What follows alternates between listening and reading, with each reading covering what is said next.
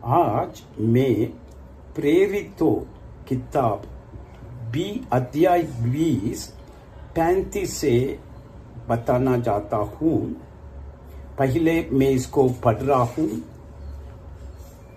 मैंने तुम्हें सब कुछ करके दिखाया कि इस रीति से परिश्रम करते हुए निर्बलों को संभालना और प्रभु यीशु के वचन स्मरण रखना आवश्यक है, जो उसने आपकी कहा है, लेने से देना धन्य हो। इसी वचन के ऊपर 3 बिंदु के ऊपर मैं बात करना चाहता हूँ। पहले इसमें लिखा है, मैंने तुम्हें सब कुछ करके दिखाया कि इस रीति से परिश्रम करते हुए। इसका मतलब यीशु मसीह को लोग आज देख नहीं पाते हैं। यीशु मसीह को देखना तो उन्हीं लोग, हमको, मसीह को कितने लोग ने ग्रहण किया है, उतने लोगों को देख के ही यीशु मसीह कौन है करके उनको मालूम होना चाहिए। आजकल कलीसिया में लोग क्या बताता है, प्रचार करने वाला लोग, मेरे को मत देखो, यीशु मसीह को देखो।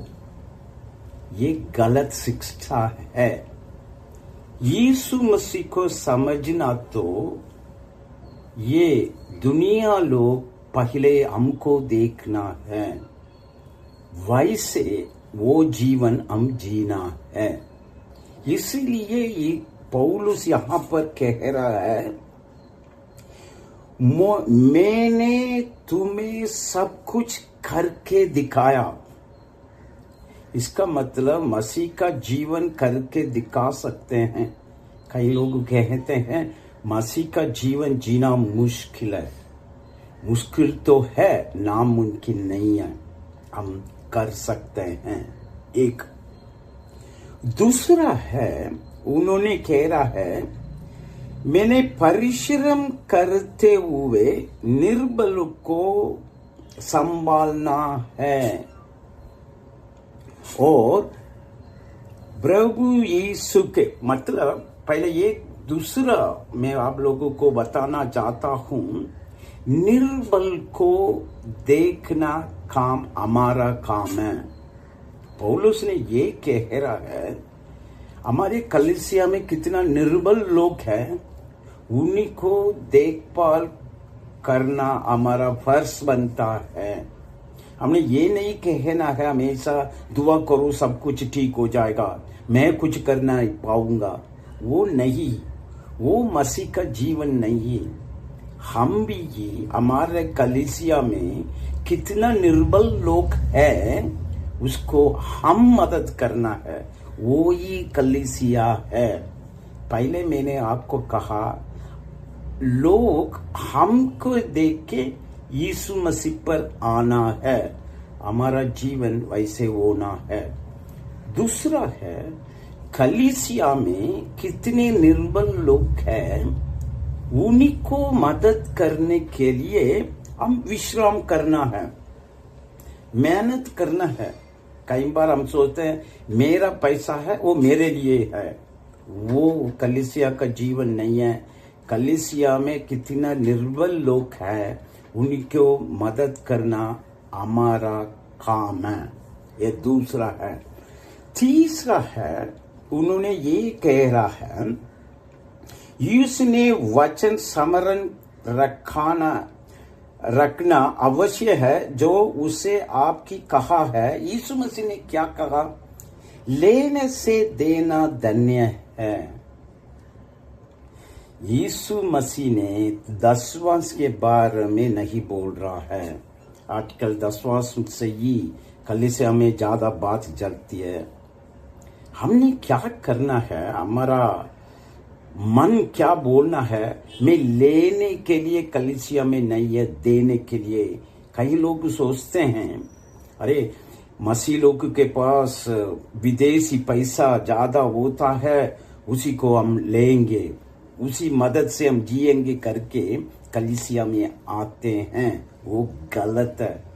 कलीसिया में कितने लोग आ रहा है, उन्हीं लोग लेने के लिए नहीं आ रहा है, देने के लिए आना है। मैं नहीं कहा, यीशु मसीह ने ही कहा। इसीलिए याद रखो, हमने कितना कलीसिया के लिए देते हैं। मेरे को कलीसिया से क्या मिलेगा करके हमने नहीं सोचना है। मैं कलीसिया के काम के लिए कितना देना है, दे दूंगा करके हम निर्णय लेना है। क्यों कलीसिया में हम पैसा देना है? हमारे कलीसिया में निर्बल लोग है, गरीब लोग के, उन्हीं को मदद करने के लिए हम देना है। कितना बार हम सोचते हैं मैं आज कलीसिया से क्या ले लूं करके। वैसे कभी भी मत सोच लो, कलीसिया को दे दो। मैं 3 बिंदु के ऊपर बात किया। पहला है कि हम नहीं तो आप ही एक नमूना है। सभी लोग यीशु मसीह को देखना है तो आपके द्वारा देखना है, वैसे आपका जीवन होना है, करके दिखाना है।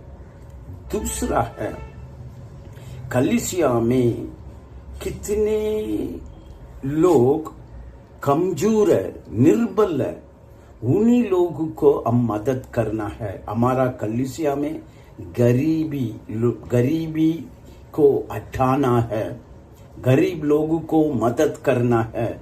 बड़े बड़े एक भवन बनाने के लिए जरूरत नहीं है। हमारा म्यूजिक इंस्ट्रूमेंट को पैसा कलेक्ट करने के लिए जरूरत नहीं है। हमारे कलीसिया में गरीब है, उनको, निर्बल लोग, उनको मदद करना है। तीसरा है, कलीसिया से मेरे को क्या मिलेगा करके नहीं आना है, कलीसिया को देना है। लेने के लिए नहीं आना है, देने के लिए कलीसिया में आना है। ये मैं नहीं कह रहा हूं, यीशु मसीह खुद कह रहा है। प्रार्थना करेंगे। पिता परमेश्वर, आज आपने 3 बिंदु के ऊपर हमसे बात किया है। उसी बिंदु को हमारे जीवन में हम रोज करने के लिए आप मदद कीजिए पवित्र आत्मा के द्वारा। हम आपसे विनती करते हैं, आप हमको सहायता कीजिए। यीशु मसीह के नाम से हम मांगते हैं। आमीन, आमीन।